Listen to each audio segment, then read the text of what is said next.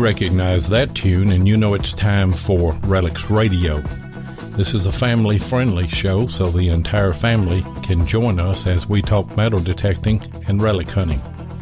You can call into the show at 270-495-0315 or join in the chat and post any comments or questions you might have, and we'll get to as many of them as we can. You're listening to Relics Radio of Southern Kentucky and Middle Tennessee.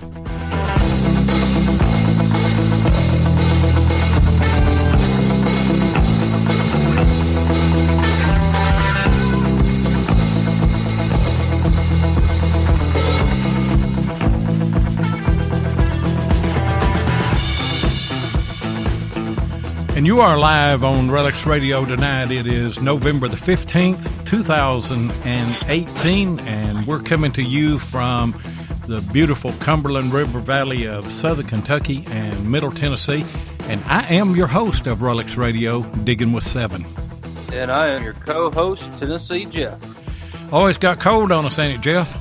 Buddy, it has. It's been snowing, sleeting, a little bit of rain.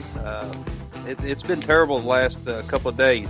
And we had, I think, 4 inches of rain last night. At least it was rain instead of all ice. Yeah. Raina, my wife, flew out this morning on her birthday for her birthday present. Her and the girls went to New York City. And New York City. Yeah, they went to New York City. And she said whenever they landed that it was flurrying just a little bit, and they went out to Times Square, and by the time that they got there, she said it come a monster snow on them. And they were walking around in all that slush and everything, and then they FaceTimed me when they got back to the room, and they looked like a bunch of drowned rats. Their hair was all laid down and everything. But I think that they're having a good time. I tell you what, I'm a little bit discombobulated tonight because we did some live Skype video stuff this week, and I had to move things around in the studio, and my left is now on my right, and my right's on my left. If I can just keep my up from being on my down and my down from being on my up, maybe we'll get through this show. I don't know. But you're in rough shape then. I know it. Isn't it amazing how you get used to everything being in one spot, and then when it moves, it's just crazy. But that's the way it is. You said that yesterday that you were going to be all messed up tonight when the show starts, and sure enough, you are. Yeah, I really am. Hey, the chat's filling up, ain't it, Jeff?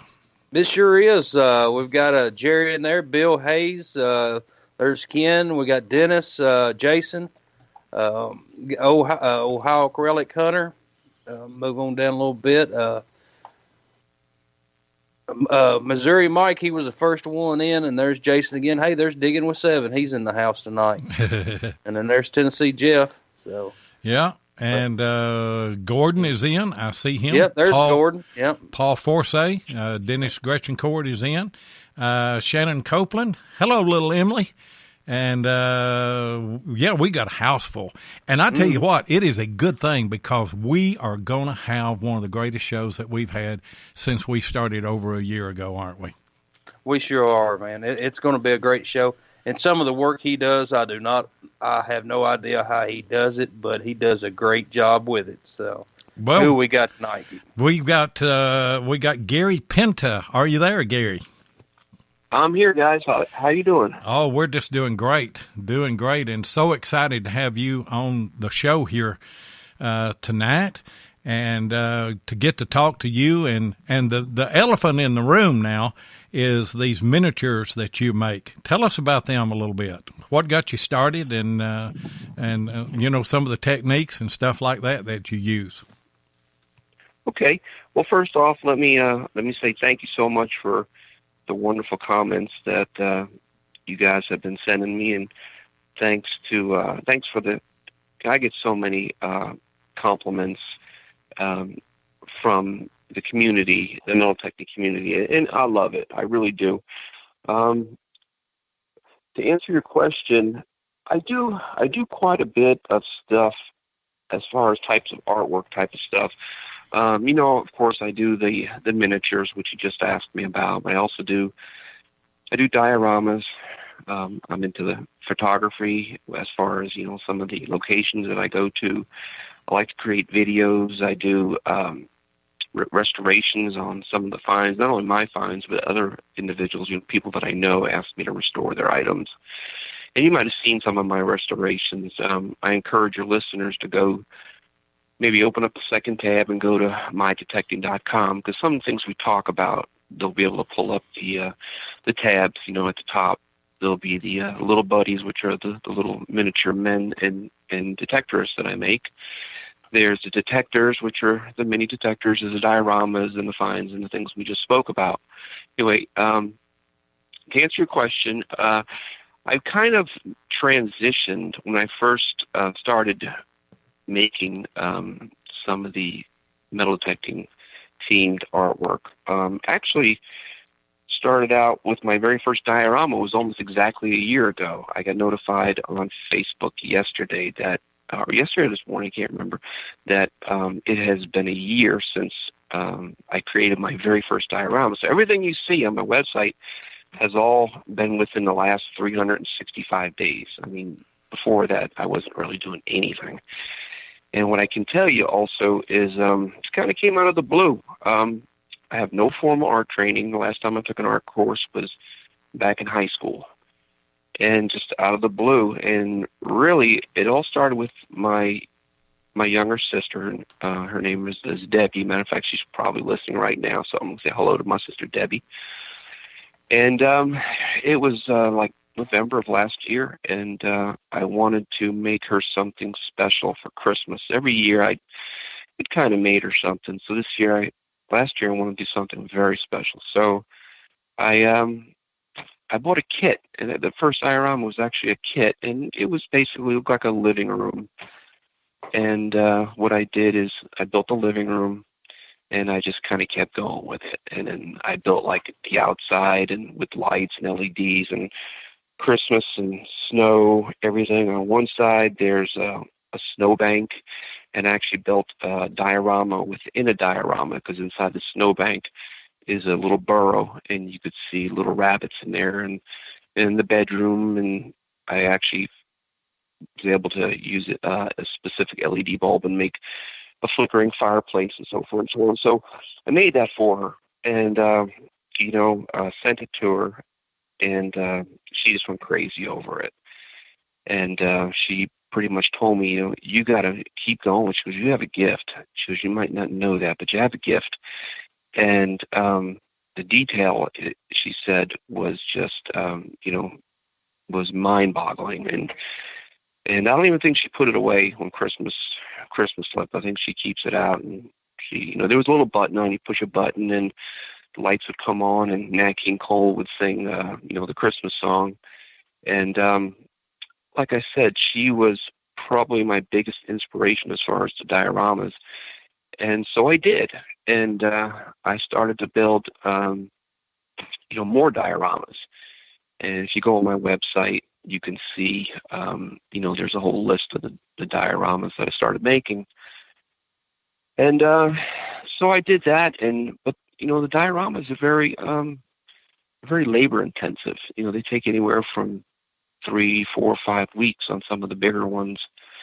But I built several, and I actually had them on display at. I took a couple down to Kellyco, and my buddy down there, Steve Meeks. I said, "Hey, Steve, how do you feel about me dropping off a diorama or two?"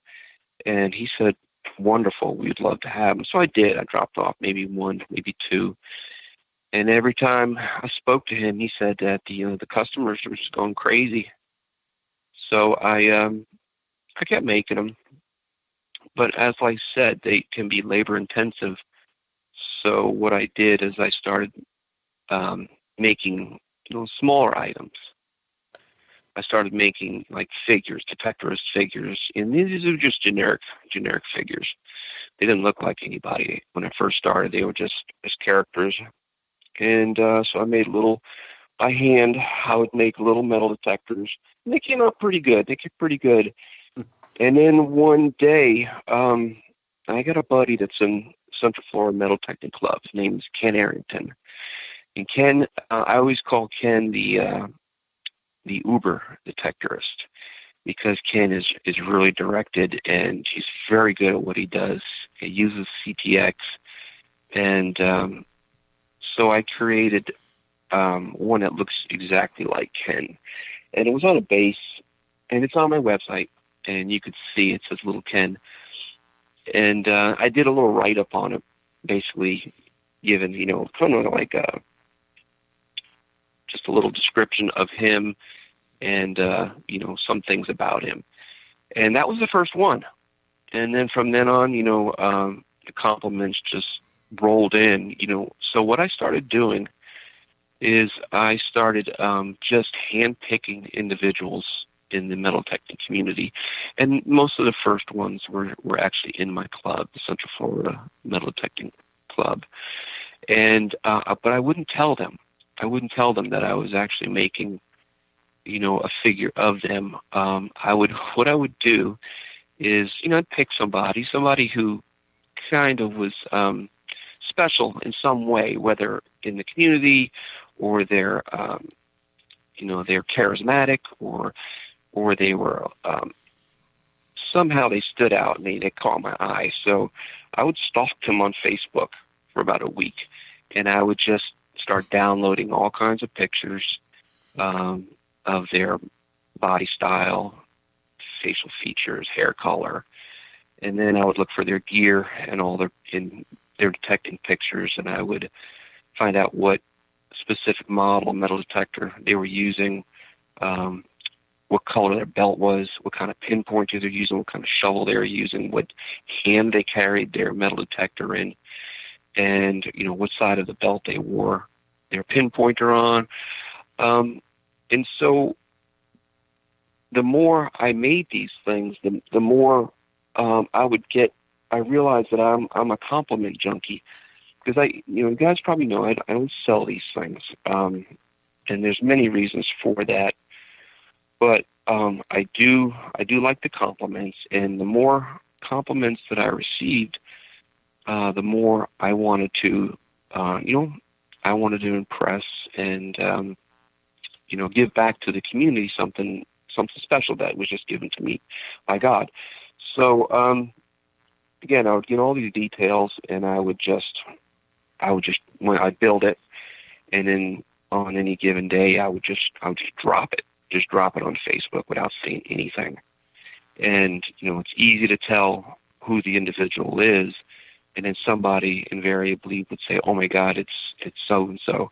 And then they would text them. Yeah, they would text them. And then I would just sit back and watch. I'd sit back and watch the compliments. And, I really enjoyed that. And now to answer your question, same thing with the figures. I did several of them, several on my website, but I wanted something that was kind of like, I guess, a lot of instant gratification, because the little detectors, I can make anywhere from 5 to 6 of them per day. Once you get the technique down, and you can, and I make them as detailed as possible. A lot of the detectors, many detectors that I make, I've never seen before. I've never held them. I've never seen them. I go by pictures only. I'll go on, the manufacturer's website, or I'll see somebody holding one, and I kind of get a feel for the different sizes. I can, look up the research and find how big the coil is. And I use, usually a standard scale that I use is 1:12 ratio, which is fairly easy to reproduce. And but I make sure the coil has this exact profile on the model. It has the exact size. I use digital calipers, and everything from the wires to the shafts, the handles, the screens, the head unit, and everything. And I just I try to make it as accurate as possible. If it's not as accurate, then you guys probably haven't seen it. As a matter of fact, I'm staring right now in my shop. I've got a big bucket, and I call it my body farm because it's just filled with with heads and arms and legs, and I could see just many metal detector coils that just didn't meet my standard, and so I would just throw it in there. But yeah, I got a big bucket called Body Farm, and so so that's it. So that's where we're at right now. The question you asked me about the little miniature metal detectors, it is probably the hottest item that I make that people like, because it's personal. People they could have an AT Pro, or they could have a Safari. And, we're all big kids, no matter how old we are, we're big kids, and we want to have, something that looks just like the one we actually use, and we want to have it on our desk, and we want to be able to play with it, and we want to be able to show people. And, so that's that. And Gordon Matheson is in the chat, and he said, that you even put the little red mole on his face. Now that is detail right there. And I didn't have a clue that you were stalking people, and looking at how they walk and everything. We do that here. Yep. We'd get arrested, wouldn't we, Jeff? Pretty much. But I mean, he's doing it for a good reason. Well, so, what are they made out of? Are they made out of plastic, or is they molded, or do you carve them out of wood, or what? Are we talking about the little characters, the little buddies? The little buddies, or the metal detectors. Okay. Well, when I first started with the dioramas, I was doing everything, by hand. That was the first, product that I was making, was the dioramas, and I would either go online and I'd buy HO scale figures, and I would manipulate them with a heat gun, and I'd paint them and put little detectors in your hands and so forth and so on. Or there's, here in Orlando, there is a model train store, and I'd go down there and I'd buy something. But that can be expensive, and it can be time consuming. And like I said, they're very labor intensive to make, and they can take weeks to do. So what I did is I bought my very first 3D printer, and that was a game changer. Oh, okay. And so from there, I would, like with the coils, I used to make the coils by hand, which is wire. But now I'm able to actually, capture the image on the coil. I'm able to make it look exactly like there's an Amphibio that I just completed just recently. It's got a very intricate coil, and that would be very difficult to do with wire. But now I'm able to actually capture it. I can size it exactly to scale. Like it's a 11 by 9 inch coil or 11 by 12 inch coil, and I can actually bring it down to scale. And then once I have it, I can print it out as many times as I want. Uh-huh. So what I use is I have two 3D printers. I just bought a second one recently that also does ABS, because what I use normally is a filament called PLA, and it stands for polylactic acid, and it's actually an organic material. And if you know how a 3D printer works, it's got a roll of the filament that feeds into the machine, and it just does layers. It layers upon layers until it completes it.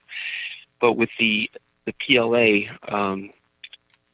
it's actually, the one I use is it's a plastic, but it's got wood fibers and very microscopic pieces of wood in it, and it's actually wood colored. And when it actually prints, it makes my shop actually smell like a wood shop, because it's actually got actual wood in it. And with that wood, now that I print it out, I'm able to sand it, I'm able to shape it, I'm able to use a heat gun and to manipulate if I have to. But yeah, so I use that wood-based PLA filament, which I really, really like using it because it does detail really well. But it's very delicate. And so I bought a new machine, and this is a dual filament machine. I can actually use ABS plastic on some of the, something I need to have more strength to it.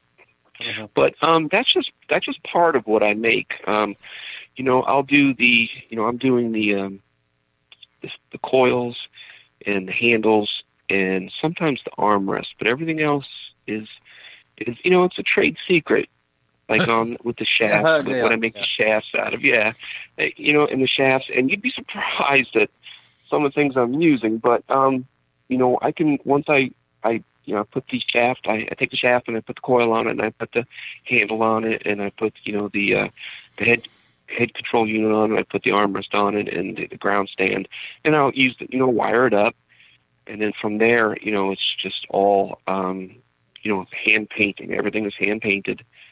And, and then once it's done, I'll sit back and I'll look over the photos again, and then I'll start getting in on the details. And I'll start to, really, really fine tune them and make them look really, really super sharp. I try to get all the labels, whether it's a coil label or MyLab, has a logo on the armrest. I'll paint that, the little ML on, it looks like a VML, but I'll paint everything on. Yeah, that's what I do. That is absolutely amazing. I tell you what, and most of you don't know, but we were talking to Gary before the show, and Gary said, well, I'm not really a talker.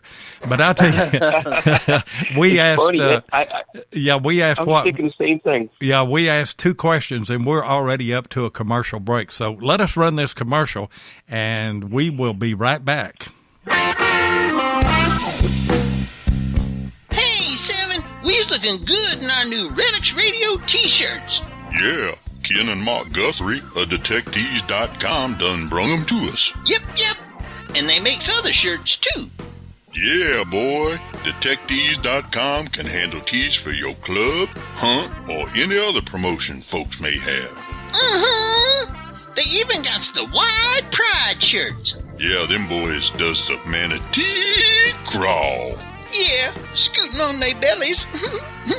That's what I said. The manatee crawl. Looks like slugs eating jelly. So whether you hunt horizontal or vertical, tell the folks where they need to go, TJ. www.detectives.com.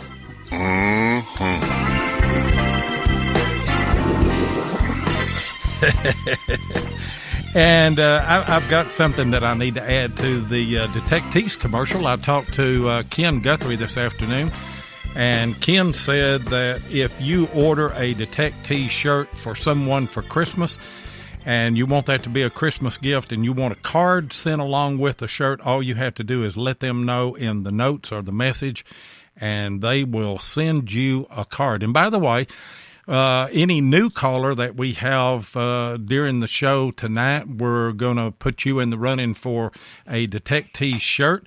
But there's another giveaway that we're going to have, and it just so happens that my good luck charm, Mr. Mark Hoover, has called in. What's the coincidence of that? What's going on, Mark? What a coincidence. I know it. Hey, good evening, everybody. Hey, Gary, how are you? Hey, Bud, how's it going? Going great, and it's good to hear you tonight. And yes, Gary can definitely talk and tell you everything that he does, and it's just, I don't have to tell you guys what he does. It's just absolutely incredible. It really is, Mark. And I was going to ask him, I was waiting to see, like, I've seen the little mini detectors just on line and stuff, and it looks like you could actually turn them on and use them. And I was wondering when he was going to start making them where you could use them. So, well, don't be surprised. And Gary, you can, I don't know if you want to, how much you want to share with him with some of your ideas, but don't be surprised if you see that in the future. But Gary, before they go any further, what I want to tell you is if they ask you to pick a number tonight, pick number 7. All right? Just pick number 7. All right. You got it, buddy. No, I'm just kidding. I don't do that because I'll get in trouble because I picked number 7 before they even started the show. Oh, that's funny. That ain't gonna work, Mark. It ain't gonna work, and you ain't gonna get a Detective shirt either because Mark calls in, and we appreciate Mark, and I knew that Mark was a good buddy and associated with Gary. He actually got Gary on the show for us. Mark is our agent. He's our booking agent, and involved with other things with Relics Radio and me and Jeff, and we just appreciate him so much. We sure do. We couldn't do it without him. I mean, he's a big part of the team, and I mean, I'm very glad to have him aboard. I am too. Well, thanks for that. I was just wondering if I could call in and just share a couple of quick stories about Gary, and then I'll let other people call in because I know you want to have other callers. But the first time I met Gary was at one of our club meetings, and I'm as an officer, I sit at one of the front tables, and we do giveaways at the end of the night. And I noticed that somebody had put this miniature Garrett AT Pro into the giveaways. And that was my first detector. And I'm thinking, holy cow, I really want that. But, it's hard to get them because they do, to give everybody a ticket, and they have to pull your ticket, and then you get to pick what you want. Well, believe it or not, when they pulled the tickets, and by the way, my granddaughter, Sophia, is the youngest member of the club. When they pulled the tickets, they pulled her ticket. And when she came up without me saying anything, because she has a collection of dolls, she saw that little detector, and she said, I'm going to pick that detector for my dolls. And she picked Gary's Garrett AT Pro. And so as soon as we got home, I took it and put it in the display case. So that's Sophia's little miniature detector that Gary got, and that just really intrigued me about the work that he does. And Gary and I have gotten to know each other, and we're working together on some things. And obviously, people have a tremendous amount of appreciation for what Gary does with the miniatures, but he's also an amazing detectorist. We've hunted a couple of times before, and he goes out with the New Age Goonies team, and I'm sure he'll share more about that. But we've hunted a little bit, and he's made some incredible finds, and so he's not only good with these miniatures, but he's also just a lot of fun to hunt with and go out detecting with. So he knows the hobby really well, and he knows these machines, and he knows how to look at them and recreate them as a miniature. So really excited about being able to be associated with Gary and his work, and represent him, and share his story with everybody, because I just think he does a great job, and I'm just absolutely delighted to be able to be a part of that. And if anybody saw my video this week, it was the Mark Hoover effect. Every time Mark called me over the past 2 weeks, I had just found something great. He called in on the show, and we were fixing to announce this, that Gary is going to give away to some lucky listener here tonight that is in the chat. You got to be in the chat, and you're going to have to pick a number after a while. Don't start putting numbers in yet. We'll do that a little bit later in the show. But he's going to give you one of the little mini detectors of your choice. If you use an AT Pro, he's going to make you an AT Pro or whatever you use. So, Mark, the effect is still working. Mark, call me this coming week. I'll call you, Jeff. All right. I'm almost afraid to, but Jeff, you want to ask Gary another question? Well, since we were talking, Mark was talking about he makes some great finds. What are some of your favorite finds? Well, I have several, and believe it or not, I think one of them is pretty much just vaulted to the front of the line just as of last 48 hours. I was out detecting with one of my buddies, my buddy Doug, and we were in an old lot, just an old lot that houses used to be on, and we had been over it many times. And over by one of the trees, I got a big target, and stuck my shovel down there and realized there was a metal plate. And so I just kept going. It was maybe 3 or 4 inches below the surface, and I kept trying to find the edges. So finally I did, and it was probably a good 18-inch square plate, metal plate. And so I managed to pry up the plate, got all the dirt off of it, and there was a plastic underneath that looked like an old school lunch tray. It was like a plastic tray, and that was cracked. So I pulled all the pieces out of there, and then I realized that it was basically there was a hole down there. And so I called my buddy Doug, and the first thing I pulled out was a woman's purse from like the 60s, this old white purse. And that's when Doug fired up his GoPro, and we started going through, and nothing in the purse. And then we started pulling other things out of the hole. And one of the things I pulled out was a camera. And it was like a green camera, like a box camera. And you can see it on my Facebook page. And I also created a video for it. And it was an old box camera from like 50s or 60s. And we were like, wow, does this have film in it and so forth? And what is it doing in the ground? So we got the box camera out. Then we found other things, like it was everything we found was in amazing condition. Was like an old toy telephone. So anyway, back to the camera. Wow. I took it home, cleaned it up really good. Took it in the bathroom with the lights off, and opened it up with a red light, and realized there was nothing inside of it except just dirt. So anyway, I cleaned it up and I restored it, and it's in my display case now, and that is my number one find right now. It's beautiful. I love it. I saw that find. I did. I seen that video, and it was an amazing job how you cleaned that camera up. I mean, and you found the sticker and everything to go on it. That was amazing. Yeah, and I know one of your somebody had a question, I think, that I saw, and it was about finding everyday objects to use. And the camera is a good starter on that question, because it didn't have a lens, and so there was just a big hole in the front. So what I did is I started thinking what would look like a lens, and actually went in my display case. And I love doing this. I love actually using items from my finds display case or from my scrounge and actually incorporating into my dioramas. I do it quite often. Anyway, I went in my display case, and I have a collection of glass marbles, and I found an old clear glass marble, and I just inserted it into the hole, and it fit perfectly.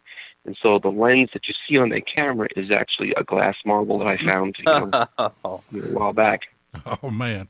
That is great. It is. I seen it, and, it was an amazing find, but it was even more spectacular with the restoration of it, And, you are a craftsman. You are an artist. I mean, there's no doubt about it.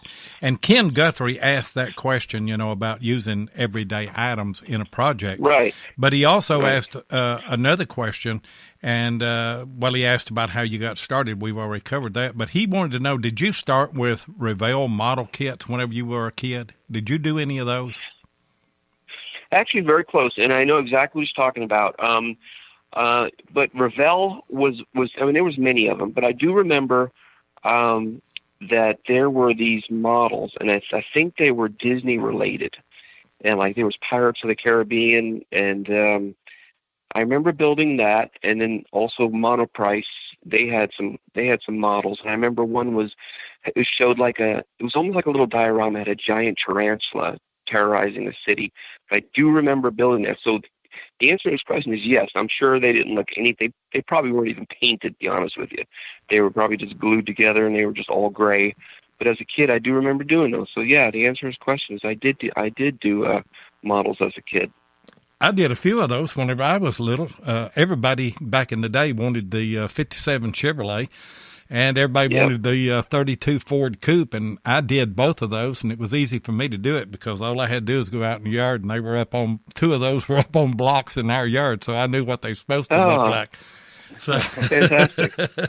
Yeah. Yeah. That's awesome. Yeah. What other questions did we have, Jeff, that came in? Well, I was going to ask you, since we're with Ken, is the Falcons, are they going to make the playoffs? Oh, my Falcons.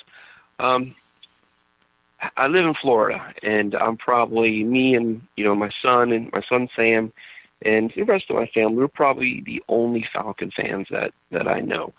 We, and then people ask me, why are you a Falcons fan? Well, the thing is, I was in the military. I was in the Air Force for 23 years. I met my wife in the Air Force. She retired from the Air Force as well. We're both retired. So I retired military, and she was in the Air Force for 26 years. So, so how I became a Falcons fan is that we were actually stationed at a base in Georgia for a very long period of time, about 12 years. 3 of my boys were born in Georgia, and then we just naturally became Falcons fans. So we love the Falcons. We bleed black and red, and we did it, in the 2016 Super Bowl, of course. This year, I just don't know. This game coming up with the Cowboys is going to be the make or break this coming weekend. If they lose the Cowboys, they're done. But if they can beat the Cowboys, then it's a possibility. It is a possibility. It is. And we've got another question. Missouri Mike, he was wondering about the van in the picture. Is that just your detecting van, or is that your work van? And is there a clean area to work in? Yes, it is a detecting van. It's strictly for detecting. My wife gave me free reign, several months to go out and buy whatever I want. So I bought that Ford Transit Connect, and I just started building on it. I put a bench in there where I can put all my gear underneath the bench. There's a big old cabinet in there for putting in whatever I need, batteries and so forth. And it's got a pegboard, and I hang my headset and stuff on there. But I do have a water supply with a garden hose, and we do, when I go out with the New Age Goonies, we do our cleaning, and everybody uses uses the water from the garden hose, and we got brushes and so forth and so on. So yeah, it's fully functional. It's not for work. It's strictly for metal detecting. Yeah, the bed of my truck is about the same way. I mean, it's pretty bad. Hey, we have got Chris Cook live listening tonight from Australia, and he's asking about the international code, and I don't know on that, Chris. I guess that you would just have to go with 1-270-495-0315. And by the way, guys, we've opened up the phone lines, and we'd like to have some new callers. We'd like to have maybe some of the New Age Goonies or somebody else that hasn't called into the show. And one of you is going to win a Relics Radio T-shirt tonight. Ain't that right, Jeff? That's right. You've got to be a first-time caller, and then we'll keep track, and we'll have a number set up, and whoever gets the number will win it. So, hey, Gary, talk about the New Age Goonies. Okay. New Age Goonies, are an eclectic group of guys and girls from Florida. It's based in the Orlando area of Florida. The founder is Dwight Clone. And pretty much the way it works, it's a club, but everybody is a member. All you got to do is say, I want to be a member of the New Age Goonies, and you are. And we invite people from all over the area, whether outside the States or recently had some people from Tampa. But we actually bring people up into the Orlando area, and we show them a good time. We take them out to some sites, let them do some metal detecting. We give them lunch, and we give them T-shirts and we give them hats. And it's just an amazing group of guys led by an amazing individual. Dwight Cologne is one of the most energetic and genuine people I've ever met. And the first time I met him, I actually saw his videos online. It was, maybe 9 or 10 months ago, and I wrote him and I said, I'd like to metal tech with you sometime. But he gets requests like that all the time. So he really kind of didn't respond too much because he's just so busy. So anyway, I knew I had to get his attention, and I knew I had the ability to do it. So what I did is I actually created a little character of him. I gave him, Dwight's got a very unique way he stands. He was using a Forged Relic at the time, and he has this gravedigger shovel.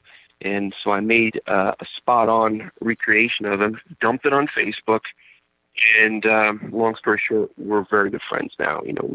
We hunt almost on a, not daily, but several times, maybe 3 or 4 times a week. And, great group of guys. We got Gordon Madison, which of course there's Billy Keene, who's another core member. He's down in Tampa. We call him Big Billy. He's probably about 7.5 feet tall, weighs about 350 pounds, and is the kindest, most gentle individual I've ever met. I just love him. And then, we got some of the other members, Thomas Walsh, and we've got, some of the newer guys that are coming on board, like Doug Prock and Brian Comer. And so, yeah, like I said, it's just a great group of guys in Florida. And if anybody wants to detect the New Age Goonies, and you're going to come into Disney and go on vacation, you want to go out, just drop Dwight a line, let him know, and we will show you guys a good time. Well, that sounds great. We may hook that up. So Yeah. Especially if we're ever down there in Florida. I tell you what, y'all got a lot of great guys down there. I mean, there's no, and the Central Florida Metal Detecting Club, there's nothing but celebrities down there. Mark Hoover and all you guys. That's got to be an exciting club to be in. Hey, guys, we're coming up on another break here, and we need to run a commercial. Hey, some of you New Age Goonies, call in while we're on this break right here and talk to your buddy Gary. If your passion is metal detecting, then you know how much your success is based on the equipment you use. Let my buddy Tim Henderson of Murray Branch Outdoors in Murfreesboro, Tennessee, help you with that. Tim is an authorized dealer of Garrett, XP Deus, and Macro detectors and supplies, and he is now an authorized dealer for MineLab. So, if you're looking to get your hands on one of the new Equinox 600 or 800, then Tim's your guy. Murray Branch Outdoors is not only competitive in their prices, but the service after the sale is second to none. Tim not only sells detectors, he uses them, and so he can answer any question that you might have. Murray Branch Outdoors also deals in used detectors, and he'll take your old detector in on trade when you decide to upgrade. So give Tim Henderson of Murray Branch Outdoors a call at 615-948-4611 and be sure and tell him that Relics Radio sent you. And the phone lines are now open. The international code would be 1-270-495-0315. We'd like to have a brand new caller to the show. Hey, Gary, there was another question that was asked. How do you guys select your sites to hunt, and are there any tips that you would give anyone? Well, I'm a big fan of in here in Orlando, we have in Orange County, we got the Orange County Park System. And on the west side of the county, it's a lot of really old property that's been deeded over to the county, and we pull amazing things out of just our parks. But Dwight, the founder of the New Age Goonies, is a bloodhound when it comes to permissions. And he is not afraid to talk to anybody, and he is incredibly charming. And anybody and everybody who comes within his path, he sees it as an opportunity. And so we'll be out, and we'll be out of permission, and he'll literally get 2 more permissions while he's there. And so he finds this property, whether it's down in St. Cloud or Kissimmee or Orlando, he finds these properties that have never been searched, and they are very old pieces of property. And so he just will knock on a door, and I'll go with him, and I won't say anything, but I'll be mesmerized at just how charming he can be. And 99% of the time, he will get a yes. Man, that's great. He is. I've watched some of his live Facebook stuff, and he's just the kind of guy that when you just see him talk, he just draws you in, doesn't he? I mean, he's got that kind of personality. Yeah. And it's genuine. I can tell you that it's genuine. There's nothing phony. Dwight's in his low 30s, maybe his mid 30s. I can't remember exactly how old he is, but sometimes I feel like, he's my 15-year-old hunting partner, because he's just he's a big kid at heart.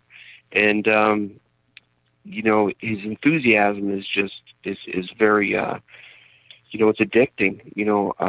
We all love being around him, and, he can just brighten up a day, and he's an amazing detectorist. He has buckets of things that, one of these days, I keep trying to get him to get a display case and start hauling these things out of his garage. But he's an amazing detectorist too. I was looking through the chat here. Gordon Matheson had a question for me. He said, back in the day, I used to read my stuff on TreasureNet, but he said, I know that there were others that I wrote in. You're right, Gordon.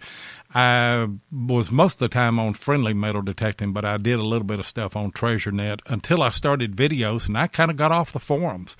And the reason that I did was because I found a lot of colonial-type relics, and it just seemed like that those people on the forums really wasn't all that interested in that. And Angie's picking on me as well, way on back in the chat. She said back when 7 wore knickers.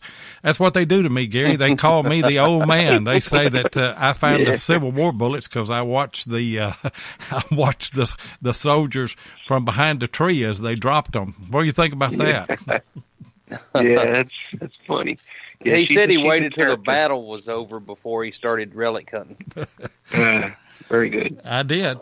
And guys that are in the chat, hang in there because after the top of the hour, we're going to let you guys pick a number, and Gary is going to give away one of his mini metal detectors of your choice. Whatever you're swinging, Gary's going to make it. And I guarantee you, if you haven't seen some of his work, you need to go to mydetecting.com, his website, and you can do that on a separate window, or you can do that after the show. You're going to be amazed at his work. I mean, it is absolutely amazing.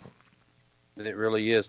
And Gary, we've got a question, and Ed Travis, how old are the items you've been digging? I would say, well, just about a week and a half ago, digging with Dwight, and I found a spoon. And my eyesight's not that great, and it was pretty dirty. But I saw, a picture of an individual on the handle, but it was bent up, so I just threw it in my van in one of the. I keep a wire basket and just throw my junk in there. Anyway, Dwight has a habit of rummaging through it, and not only is he's a good detector, but he recognized a lot of things because he has so much experience. So he pulled it out. He pulled it out of basically the trash, and he started looking at it. He started cleaning it. And he started hopping around, and I was like, "What is going on?" He goes, "Brother," "You didn't take a good look at this." And I was like, "Well, I couldn't really see it that good." He goes, "There's a date on it, and the date is 1892. I think that's what it was, 1892.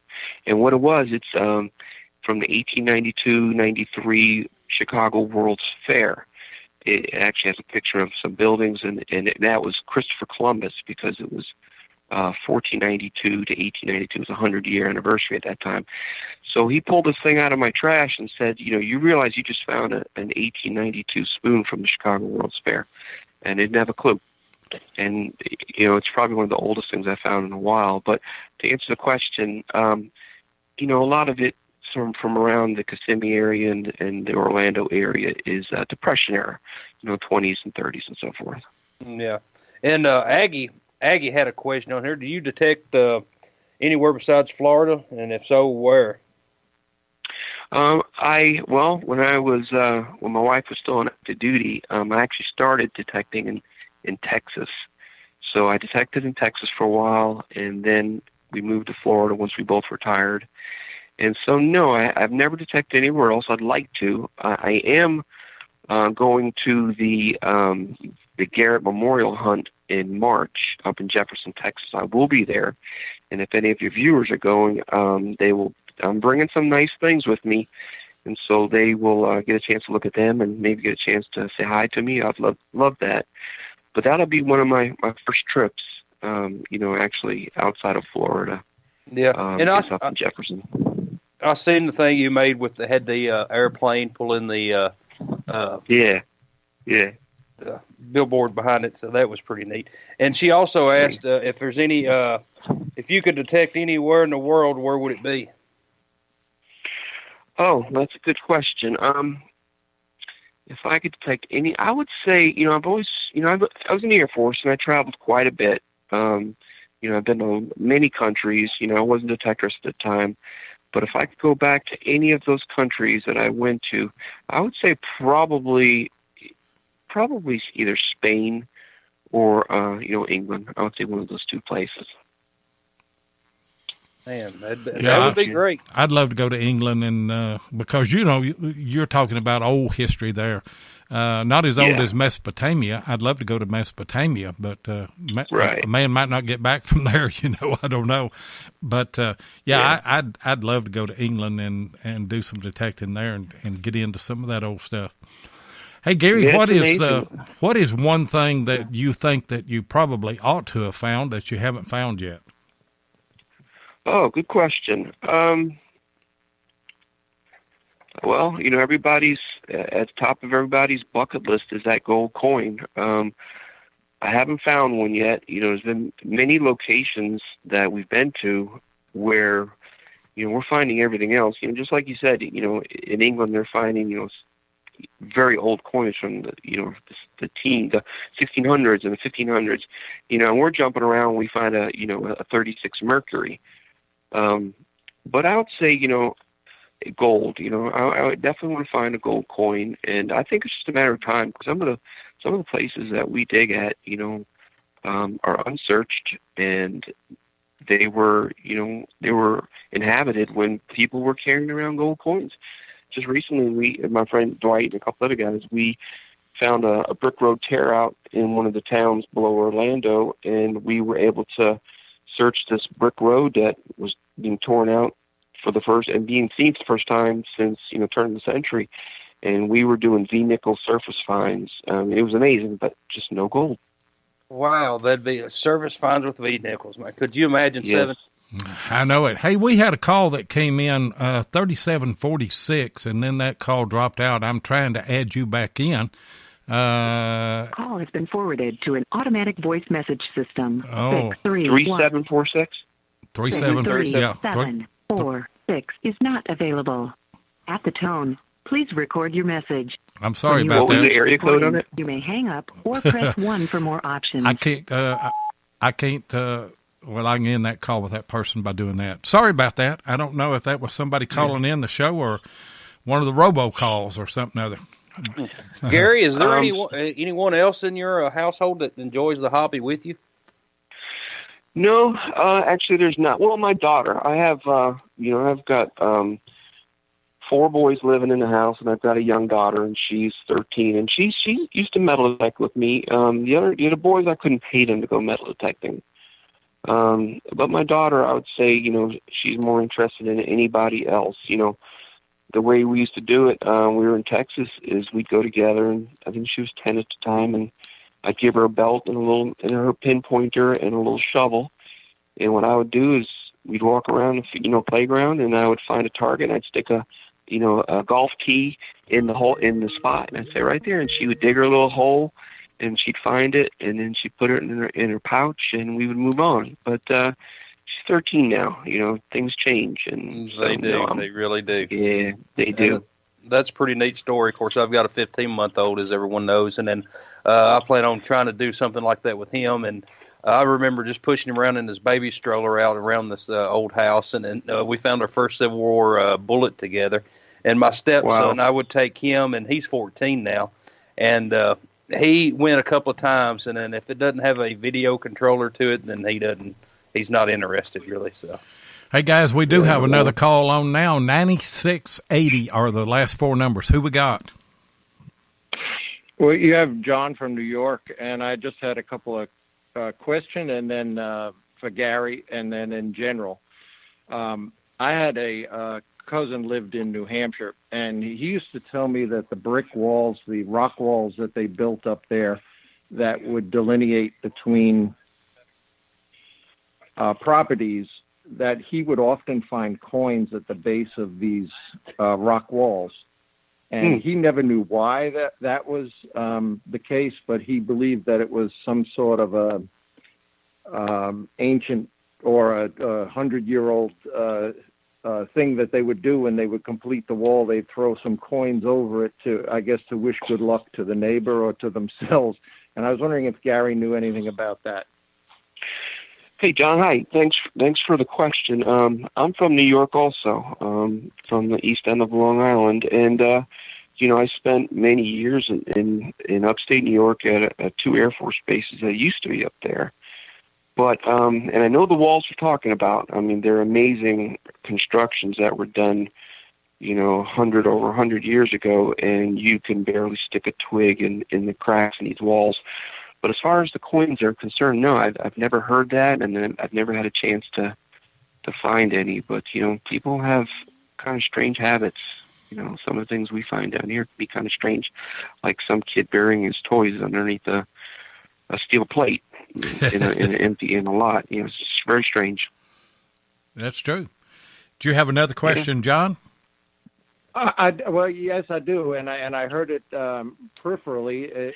There's a diorama that was found in the Hampton Bays about an old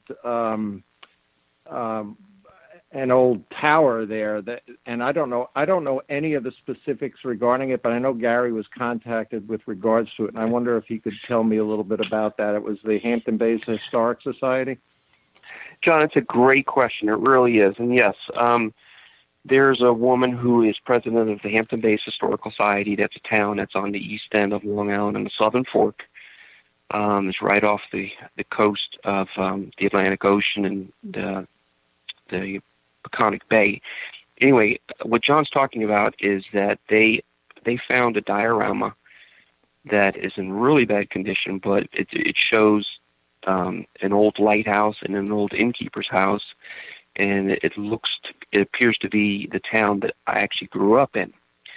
So there's a woman who's now the president. Her name is Brenda Sinclair, and she contacted me after seeing some of the work on Facebook, and so she has asked me. She's formally asked me if I'd be willing to undertake a restoration on this amazing diorama that's it's in very poor shape. So we're actually, and I've agreed to do it, as a gift from me to my hometown, Hampton Bays. And so, yeah, we're in discussions about getting this diorama down to Florida, and just seeing if we can get it back in shape and put it on display where it belongs in the town museum. Great question. Gary, did she happen to tell you where it was found, and does she know any of the history behind the diorama?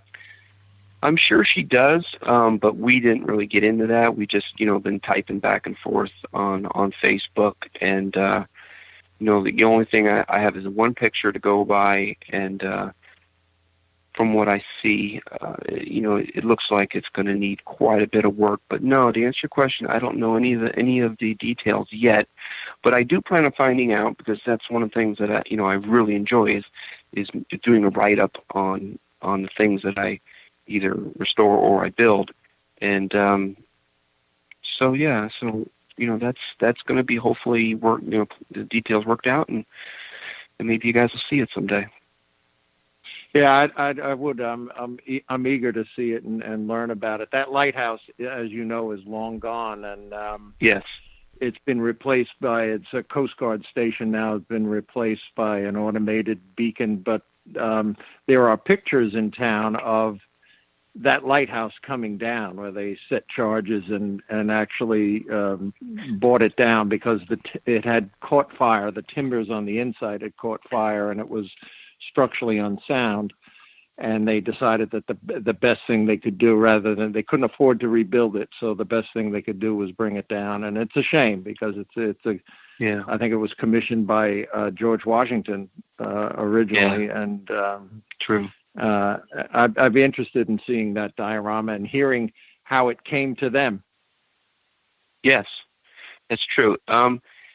I believe that if you were to go on my Facebook page, you'll see a lot of things we've talked about tonight. You'll see the picture of the diorama that I made for my sister, the camera that I restored, and I believe there is that picture that you're referring to. It's just one picture of there it is, the diorama, and it does show the lighthouse and the innkeeper's house, and there's a ship offshore. I don't know if it's sinking or it's just passing through the inlet or what it's doing, but and so it'll be a challenge, that's for sure, but I'm pretty sure I can handle it. I'm sure you can too. I'm eager to see the finished product, the before and after. Thank you, John. I appreciate that. Yeah. All right, Thanks, buddy. guys. Love your show. Yeah, great care. questions, John. Hey, thanks for calling in, John. Yes, very great questions. And I tried to get Gordon to call in, but he said he's in the middle of writing a paper. But he did have a question, or he had a comment or a question, I guess, that he wanted us to ask you. He said that you're big into geocaching, so wanted to ask you about that and get you to talk about that a little bit. Yeah. Well, what he's referring to is, I don't, if everybody knows what geocaching is, but it basically is like treasure hunting, and it's got GPS aspects in it. And there's a website, geocaching.com, where they would put out the coordinates, and then you go try to find these coordinates, and there's usually a container there. And anyway, I started that in Japan.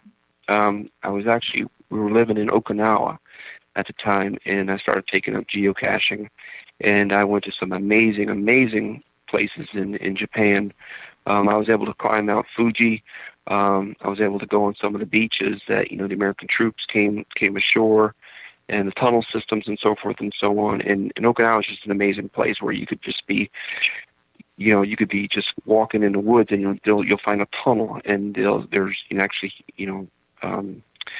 remains in these tunnels and so forth and so on. So anyway, I did geocaching, and what Gord's referring to is he actually approached me about creating another arm of the New Age Goonies, which would be New Age Goonie geocaching. And so what we would do is I would help them create these geocaches, and we would just start doing that, and the individuals would be able to enjoy that here in the States. We've got a caller that has come in and dropped out and called again, 3746. And by the way, callers, if we're in the middle of a conversation here, we can't respond to you until we finish that conversation. But who we got, 3746? Well, my name is Debbie, and I'm Gary's sister from Long Island, New York. And I just wanted to say that I'm enjoying the show immensely, and I'm very proud of my brother and all the work that he's doing. I can imagine that you are. Go ahead and respond to that, Gary. Well, my sister, all my brothers and sisters are special, but, me and my sister Debbie, we have a very unique bond growing up together. And she's 5 years younger than me, but everything you see on my website and everything we've talked about, I owe a lot to my sister Debbie, because, I did that first diorama for her. And then I just, I was like, okay, done, move on to something else. But, what she told me is that I needed to stick with it and just keep developing and get better. And so I took her advice, and I did. And so I've actually created a few things for her specifically because, she's just special to me. But that Christmas diorama was definitely the first start. And Debbie, you were right. He does have a gift, and it is amazing. It really is. Yes, he does. Yes, he does. Let me ask you a question, Debbie. When y'all were children, was Gary that creative whenever y'all were young? Oh, he was very creative. He built many a fort that we would hang out in, and teepees, and he was very creative. And we had a good childhood, which brought us very close, and he's carried that with him his whole life. Yeah, Deb and I, we go on trips together. Like before her birthday was coming up in July, and I called her up and said, "Hey, do you have a passport?" And she said, "No." I said, "Well, get one." She said, "Why?" I said, "Because we're going to go to Mexico." And so we did. She got her passport, and I was able to actually do some metal detecting in Mexico, which did not go well. But so almost everywhere that I've ever gone, whether I was in the Air Force, I'd bring her. She went to Okinawa with me. We've been to Las Vegas together. Many trips that we've done together. We've traveled together quite a bit, and I appreciate her very much. Yeah, and I you, Gary. Very Thank proud. you. Okay, go to bed now. Yeah, there goes the big brother coming out right there. Yeah. Well, they got snow, like you mentioned. They got snow today, and she works in a school. She's working in a school, so I know she's going to have to get up early and go to the school in the morning. Well, maybe they'll close school tomorrow. Hey, Debbie, my wife, it's her birthday on the 17th, and our daughters, for her birthday present, they left this morning, flew out of Nashville, and took her to New York City. She's never been there, and no kidding. Yeah, so y'all are close. Y'all could probably look one another up. It's a small world, isn't it? Not New York City, it's not. And she's got some snow tonight. I hope she's got boots. She did. I tell you what, I don't know how she got on the plane, because she took everything out of the closet and out of her drawers and all of her shoes and put it in one suitcase, and I stood on it while she zipped it up. I hate to be there when she opened the thing. Good for her. Yeah. I hope she has a great trip. Hey, Debbie, thanks for the call. And by the way, you are in the running. There's 2 brand new callers. You're in the running to get a Relics Radio T-shirt. So good luck on that. Thanks. Thank you Fantastic. very much. And we're going to let Ken Guthrie of DetectTees.com, our shirt company, we're going to let him make the decision after the show. He can look down through. John was number 1, Debbie's number 2, Ken, so you can kind of keep up with those and do a random number draw or whatever you want to do, and then we'll give that out. So, but great call. Appreciate you calling in, and it shows the support that you have for Gary, and we love the family aspect on this show as well. So you've contributed to that. Awesome. Thank you. Gary, Love you, brother. All right, bye, sister. Bye-bye. Bye. That's great. Ohio Relic Hunter, he was asking, had you ever thought about making bobbleheads? Why would he ask that? Because my sister and I just spoke about it. Okay, it's a family show, but what I can tell you is that I did make something. My sister is very unique. She likes weird things. For example, she spent the night, and I believe it was Halloween, at the Lizzie Borden house in Massachusetts. You know, Lizzie Borden, of course, you know the whole story about that. So she loves that kind of thing. She loves things that are creepy, things that are kind of eerie, things that are kind of eclectic. Well, that said, I did make her. I got a set of bobbleheads, and they were JFK and Jackie Kennedy, and she had the pink dress on, and he had the blue suit on, and so I'm just going to say that I kind of like took some an artistic license and I kind of modified them, and I sent them to her, and she freaked out. She says these are just absolutely just stunning, amazing, and you know, it's not the kind of thing you want to put out, you know, for people to see around Christmas time, but she has a collection of that kind of she has a collection of that kind of stuff, so I know she really liked it. Like I said, she's kind of weird that way. Did you do any of the recreations of the Lizzie Borden thing with the axe and all that? No, I have not. And I made a few things. You know, I'm in my shop right now, and I can look around at some of the things that I made. You know, there's a bunch of dioramas in here and so forth, and I did make you know, I have just a lot of different things. Like I worked with acrylics for a while, and I made this underwater cave that shows 2 divers, and I made the cave out of cedar, and it's got the, you know, little stalagmites and so forth and so on. And I get 2 divers that are swimming into the cave, and they're each holding metal detectors, and waiting inside the cave is a shark. And so it's a flat type of diorama. So you put it up against your window, and you can see through. So I make, you know, that all kinds of stuff besides what you guys see, you know, on my Facebook, on my website, which I kind of try to keep it metal detecting related, but I do a lot of that things too. Yeah, and I tell you what, it's a scary thought to me to think about having Bill Marsh as a bobblehead. What about you, Jeff? Yeah. Hey, I had to. Ohio Relic Hunter said that's not the reaction I was expecting from the bobbleheads, but I guess that'll work. Yeah. that was great. Hey, I had to throw that one back at you there, Bill, because you ribbed me so much.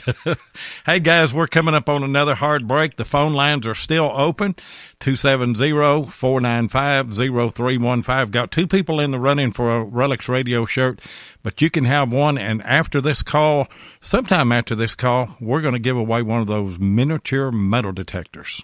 And I would.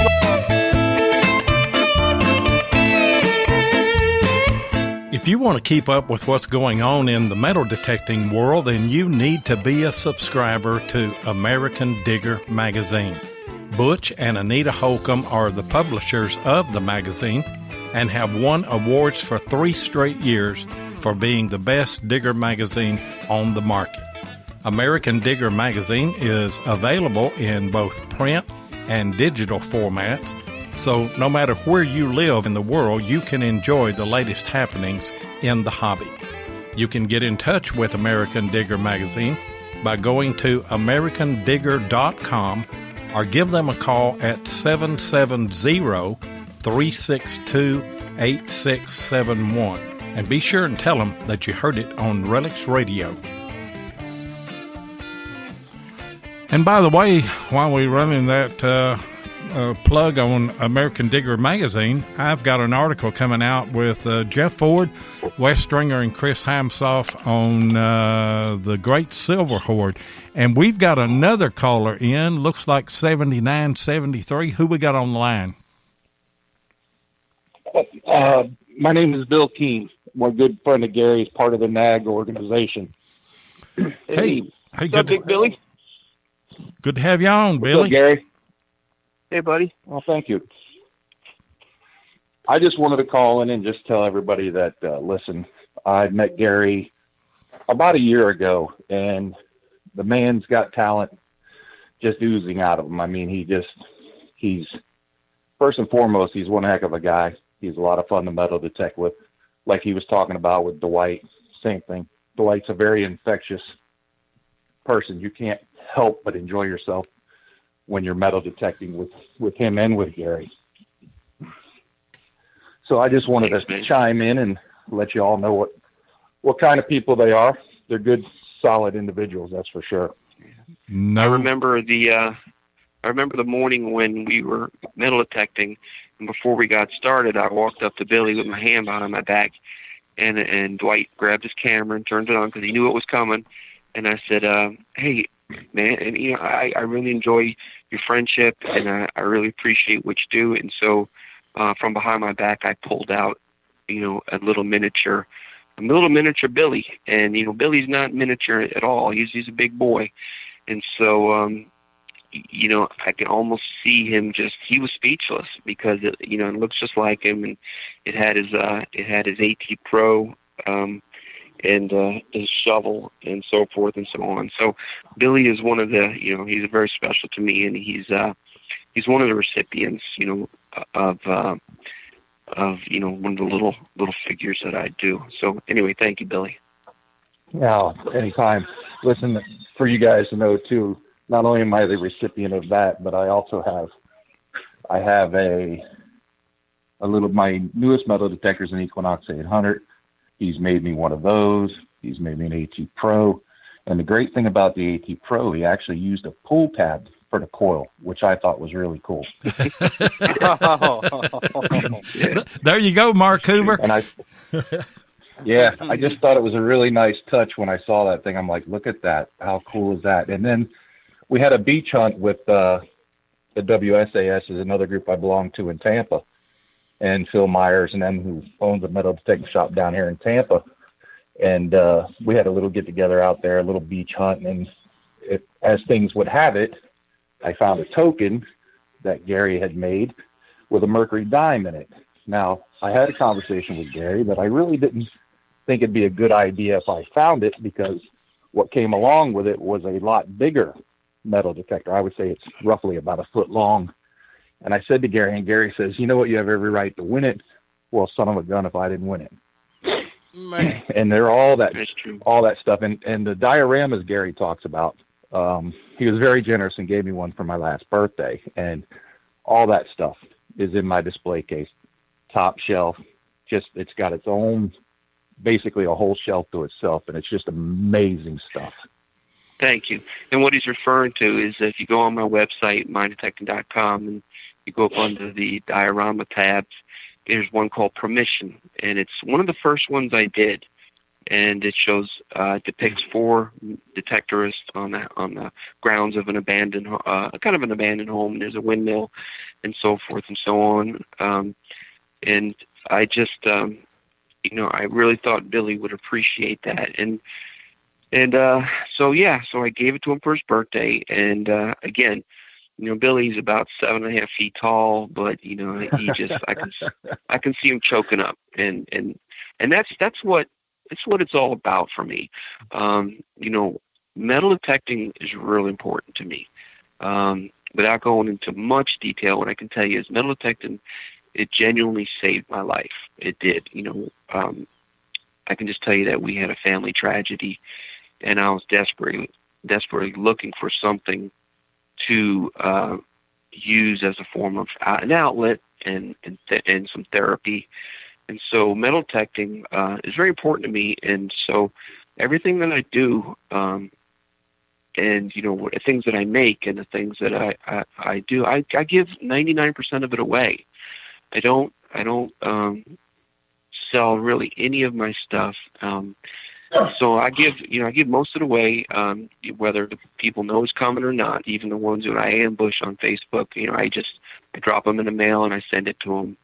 And I just want to give something back to the hobby that helped me through some very difficult times in my life. Anyway, that's that.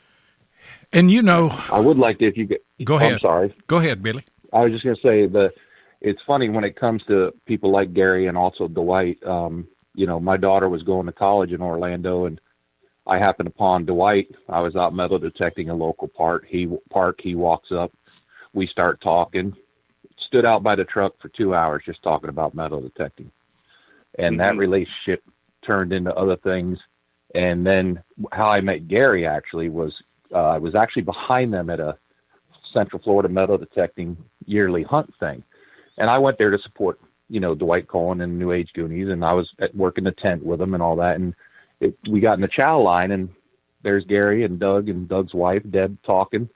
And I overheard them say something, and, curiosity got me, and I just said, "Excuse me, did I hear you correctly? You're finding silver coins on the beach." And they told me the story and everything else. And then, because I was kind of stunned by it, because, we're talking, 50s, 60s coins. We're not talking way, way back. And so as we're going through the food line, they invited me to sit down and have lunch with them. And so I did. And quite a good friendship has blossomed from that day. And I'm very thankful that I have met Gary. Gary is open when I come into Orlando. Sometimes when I come solo and the wife decides that she doesn't want to go, Gary has opened his house to me. He has a wonderful wife and just a beautiful family. And they're all just really, really solid, smart human beings. And I'm very thankful that I've gotten to know Gary. Thank you, Billy. So, yes, sir. Sorry. Great call, Billy. Sorry about that. I hit the wrong button. That's okay. That's all right. It's okay. Yeah. Hey, great call, Billy. And I can tell, you can feel the friendship that you two guys have together right there. And that's what makes this hobby so special. We will say, we always ask people, what is your best find or your greatest find? Well, it's the people that we find along the way, isn't it?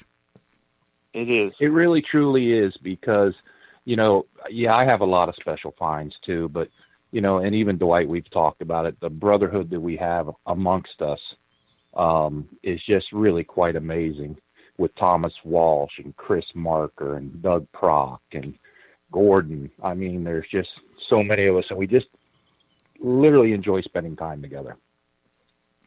And that's great. And I could tell if I was hunting in a bad neighborhood or something, I'd want Billy on my side for sure. Oh yeah. Funny you say that. Dwight says he feels real comfortable when I'm with him, but I wouldn't say I'm 7.5 feet tall.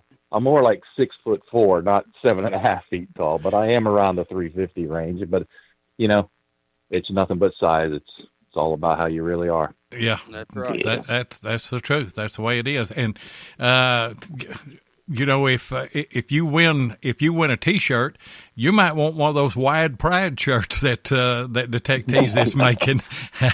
that's associated. Yeah, that's associated with the American Digger magazine, and there's some big boys over there, and they make those wide pride shirts. They sent me one of those, but it really don't fit me, Hey, great call, Billy. Great call. And yes, sir. While I got Billy on the line, Billy I'd like to kind of tell you something that, and Mark Hoover kind of touched on it earlier if I wanted to. And Billy is one of the, is one of the inner circle members of the New Age Goonies, and I shared this with him. He's seen the video that I created. But I'm actually on the brink of finishing a prototype of a miniature metal detector that will actually work.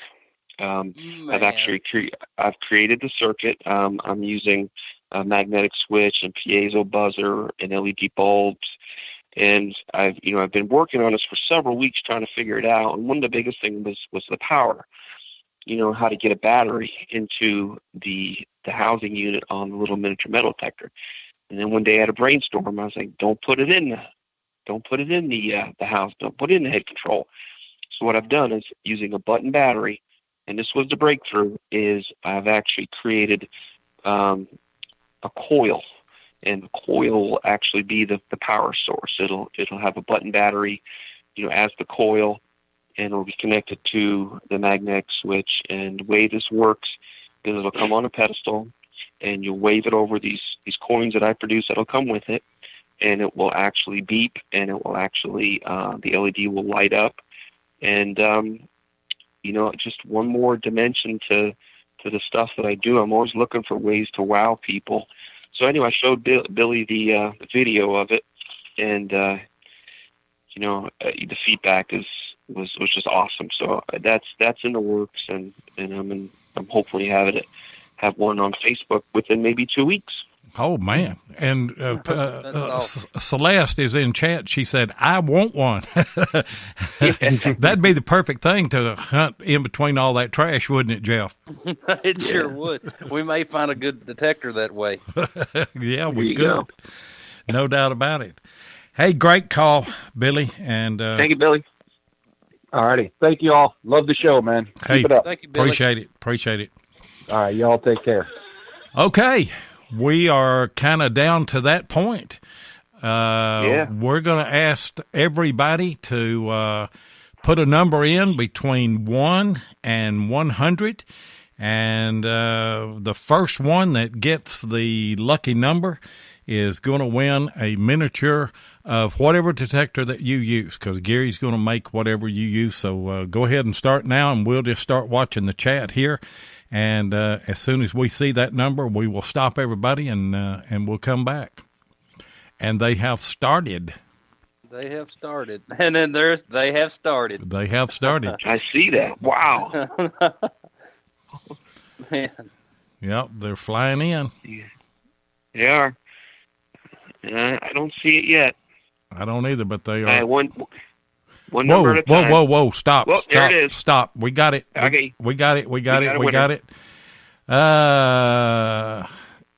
I'm looking. The number was 72.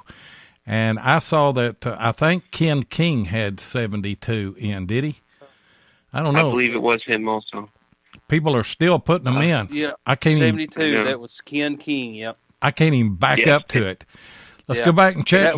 Let's go back and check and make sure. We don't want to make a mistake here. Yeah, I'm looking at it now. That was right after Outdoorsy Gal put 5 or 6 in a row, 57, 56, 55, 17, 21, then Beyond Sight and Sound 21, then Ken King 72.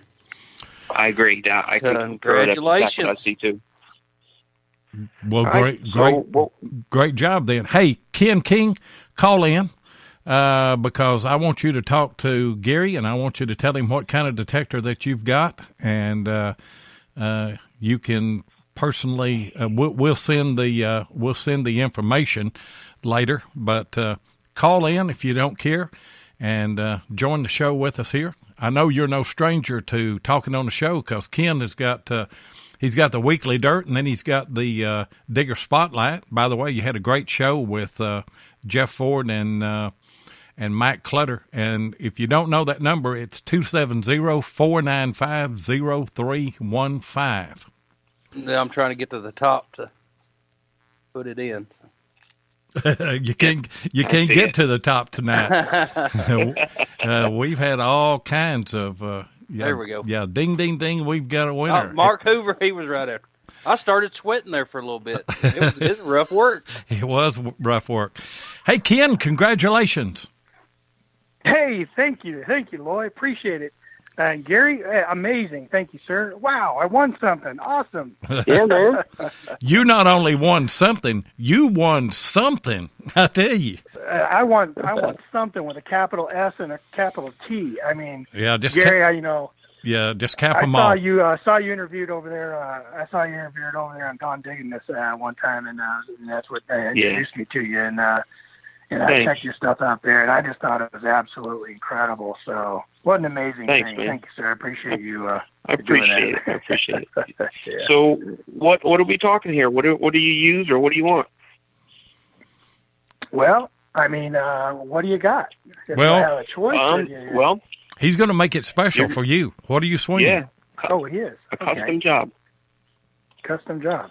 Well, I'm currently swinging a Technetics T2. Okay. I swing that, and I also swing a Technetics Patriot. So, yeah, whatever. It's just an amazing thing. Okay. So listen, as you probably heard, this is also a detector that I've never seen before. And so I'll do research on it, but you can help me out.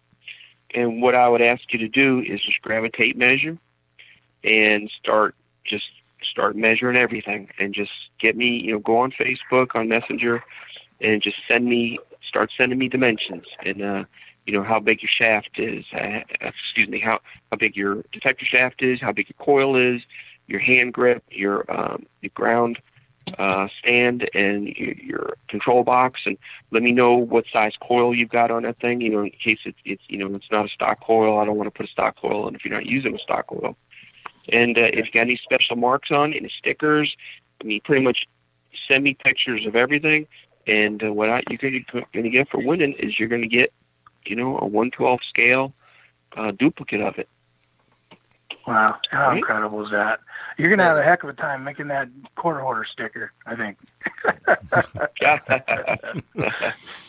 Oh, that's blasphemy right there! I tell you, you needed the Relics radio sticker on that thing before he makes it. That's it. They might have a few more on before I send them those dimensions. But hey, thanks, Gary. I will get a hold of you on Messenger. That's the best way to get a hold of you. Okay. Fantastic. Yeah. And I could use one of those stickers too. I actually have a collection on the inside of my van. Anytime I meet somebody, I always ask them for a sticker. So if you're giving them out, send one my way. I'll send you one of mine back. I'll definitely get you some stuff for sure. Absolutely. Awesome. Man, what an amazing thing. Yeah. Thanks so much. And Lloyd, Jeff, thank you guys, man. Awesome. And let me tell you something other too, Ken. Mark Hoover called in, and Mark Hoover is still on the line, so you can thank Mark Hoover, Mr. Good Luck Mark Hoover. It's worked for me. Mark Hoover. Yeah. Yeah. It's the Mark Hoover effect. I need the T-shirt. Yeah. Yeah. Yeah. You're not going to get the T-shirt, I don't think, because I asked you to call in. I don't know. We'll put you on there. No, not that T-shirt. I need the Mark Hoover effect T-shirt. Oh, we don't have one of those yet. But you know what? I think that we're probably going to get. I think Ken and them are finally going to get that thing going. Because the Mark Hoover effect. I love that. Yeah, the Mark Hoover effect. And it's You're embarrassing me. It's there he is lurking in the background. It's working for us, Mark. I tell you. Yeah. Well, thank you, Mark. Yeah. If any of that luck rubbed off on me there, I sure appreciate it. Yeah. Congratulations, kid. Yeah. Thanks, buddy. Hey, Lloyd, Jeff, thanks, man. I'll let you guys go get on with your show, and Gary, I'll get a hold of you. Thank you for listening to the show, buddy. Hey, great job. All right, guys. Great job. Right, good to talk to you, and congratulations, Kim. We got one. Hey, thanks. Appreciate it. You guys. We got one more giveaway to give. We've got a Relics Radio T-shirt, and Ken, you're on the hot seat now. 1, 2, 3. Give us a number. And I've got them written down here. I've got John from New York is 1, Debbie's number 2, and Billy Keenan's is number 3. So you pick, and you put it on there, and we'll announce it, and then they can send me their information, and I'll pass that on along to you. And this has just been a fantastic show, hasn't it, Jeff? It sure has. The show of giveaways. And, of course, I mean, we've got more to give away, so just coming. But, I mean, it's been a great show. And Ken said his wife said number 2, so that would be Debbie. That's a good choice. Oh, that's awesome. That's a good choice. And you other guys, John and Billy, keep listening to the show, because we give a shirt away every week. Or if you don't want to wait on that, just contact DetectTees.com, and you can buy any of their shirts. We'd like for you to buy a Relics Radio shirt, but you can buy any of them. But, that's just great. So you have Debbie send me or I tell you what, Gary, you just send me a Facebook message with Debbie's address and all of that on. And Ken said, sorry, guys, blame it on the wife, not me. Hey, that's always an out. I mean, we can always blame it on our wife. But, Gary, just have her you just message me her address, and I'll pass that along to Ken, and we'll get her a Relics Radio T-shirt. And I tell you what, there is good luck with those. I mean, almost as good as the Mark Hoover effect. When I've been deer hunting the last couple of times, I've wore the hoodie. And so you see what happened the last couple of times I've been deer hunting. So oh, man. It is good luck. He harvested a couple of monsters, Gary, I tell you. So, really? He harvested a couple of monsters. And I know that Ohio Relic Hunters wanting a 2-hour show. Me and him, we're always lobbying for a 2-hour show. But we've gone on quite a while, and we've kept you for quite a while. And I think we've asked all the questions. I don't know. I don't. No, how'd you get so darn handsome? Aggie wanted to know that. Aggie wanted to know that. I guess I had owed it all to my parents, I guess, because I've got a good looking wife, I've got good looking children, and when it comes to looks, I think I'm in the bottom of the totem pole here at the house. But thank you, Aggie. I appreciate that compliment. I think that we've dealt with all of those. You have been an absolutely fantastic guest tonight. Why don't you tell everybody how to get in touch with you, where your websites are, what you are on Facebook and everything? All right. Thank you. I appreciate the opportunity to do that. I do have a website. It's mydetecting.com. There's nothing for sale on it. It is strictly a hobby website, and it's just mydetecting.com. And you can see examples of some of the things we've talked about, as far as, everything from the little figures, the little mini detectors, dioramas, some of my finds, some of the things that I restore. And if you want to leave a send me a comment or something like that, or a suggestion. I'm always looking for suggestions too. A lot of my dioramas were inspired by certain individuals, like Steve Meeks over at Kellycoke. He was the inspiration for Abandoned Train Station, the one that's in the vintage TV that you might have seen. It was his idea, and I thought about it, and he was absolutely right. And it's an amazing diorama. It's probably one of my best works. And so I'm always looking for suggestions, and feel free to either pop in, send me a message through my website or on Facebook. It's just, just search Gary Penta and you'll see me there. And I'm working on an Instagram account. One of my sons, he says, "Dad, you got to get on Instagram." So he actually looked, and my detecting was available, and he captured it. And so we're working on getting that fired up too.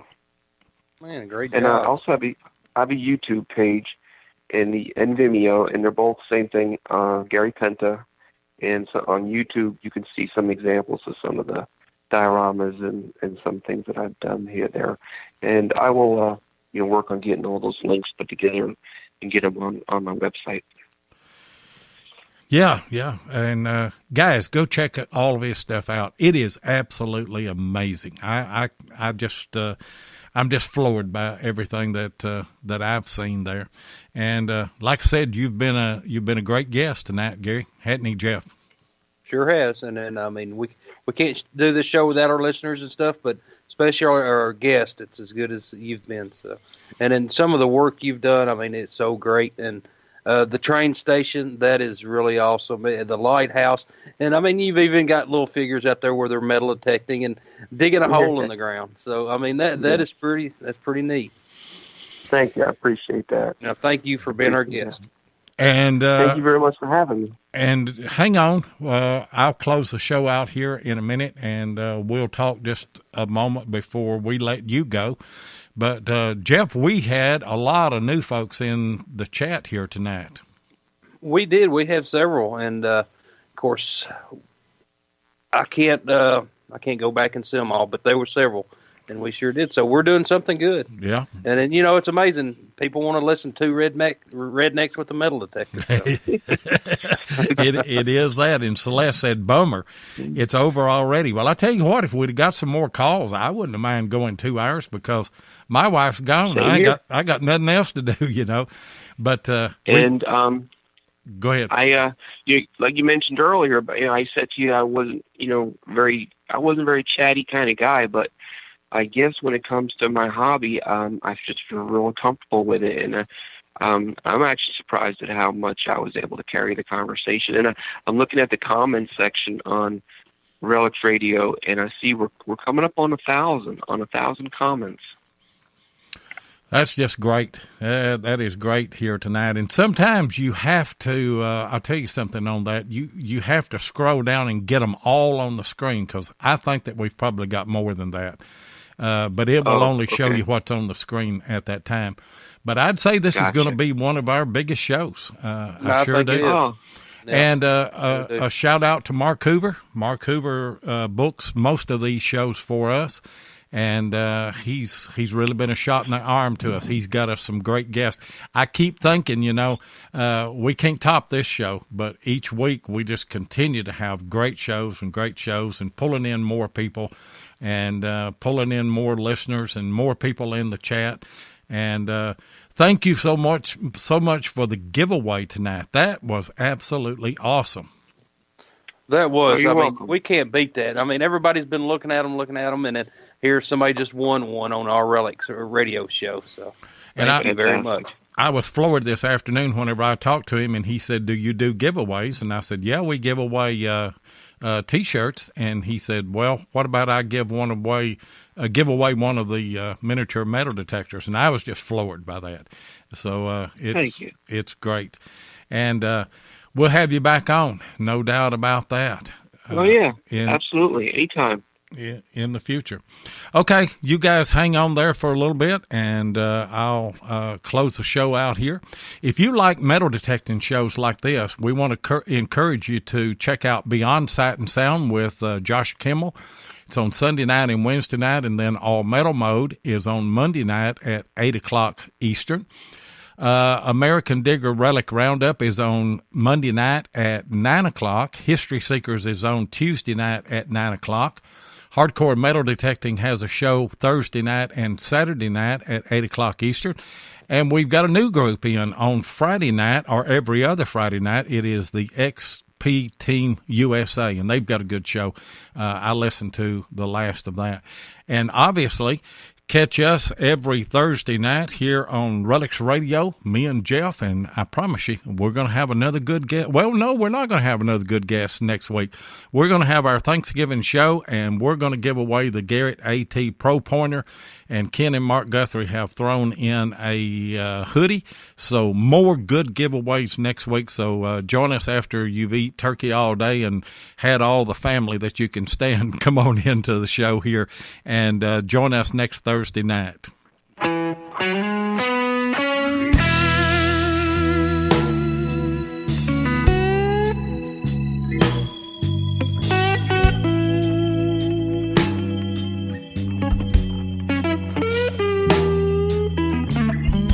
Thank you so much for joining us tonight on Relics Radio. We really do appreciate it. Be sure and join us live each Thursday night at 7 o'clock Central Time, 8 o'clock Eastern here on Spreaker. Or you can catch the archive show at Relics Radio on Spreaker, iHeartRadio, or iTunes. Please take a minute and hit the like button and be sure and follow us so that you'll get notifications of all of our upcoming broadcasts. You can also find us on YouTube at Digging with Seven or Tennessee Jeff, or you can check us out on our Relics Radio Facebook page. If you'd like to get in touch with us, then send an email to diggingwith7@gmail.com. We'd love to hear from you. We hope you'll join us next Thursday night, and until then, get out there and dig some history.